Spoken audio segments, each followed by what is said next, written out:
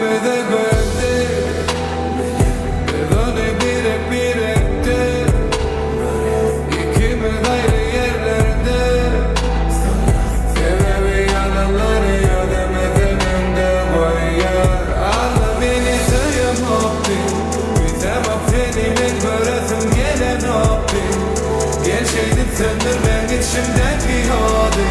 Sebebi yılına dolan beni kopya vakti ne de sende. Yine de küsüdüm ben ya sesini. Sen arada kaybolmaz atların hemmesini. Onu duyamam ben. Benden geçtin mi ya haberin yok mu? Yine de küsüdüm ben ya sesini. Sen arada kaybolmaz atların hemmesini. Onu duyamam ben. Benden geçtin mi ya haberin yok mu? Ben karşımda yakama gülkülüm. Bu yüreğe batırıp tekerlerini acıtı yedik problemlerden kaçıp gidesim gelse de bir yerlere. İçersen öyle benim ömküyüm öyle.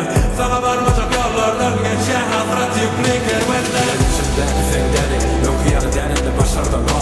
Daşardı büyük has şunları iyi koyun yarınların bitimine kulübüden o. İştahını iştahı kovluğunu adam. Ben çıkacaktım ama barbada ben yardım gelecek val beni baran kıvır dağdan. Seveni küsüdüm ben ya sesini. Sen arada kaybolmaz atların hemmesini. Onu duyamam ben. Benden geçtin mi ya haberin yok mu?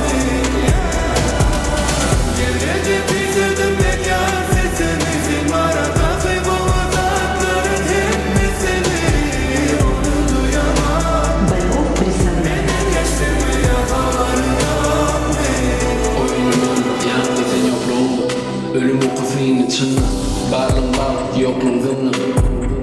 Gerek hakkı kırımda zımlı. Entilim yüzün ayrı tınıkları gözümün önümde. İrkilimde çınlı adımda kirlini çınlı. Beni karanlıktan yaltan çıkardı çok iyice elimdeki çengi. Yüzümdeki cennet yetenle kaharını cennet. Beni taşıra sevgimizden eğme. Havame şeyle diyenin barısı doğru havame şeyle. Anılmacağını bilen düşündürüp duracağım der. Yönü gider dur taşlamayın tek şutaydı gülümen durayla. Yaşını feretme kıyıl çıdama urayla. Yaramı ferayla. Yüreğimi çöplü ümit bilen yamaçtırıp teriden urayla.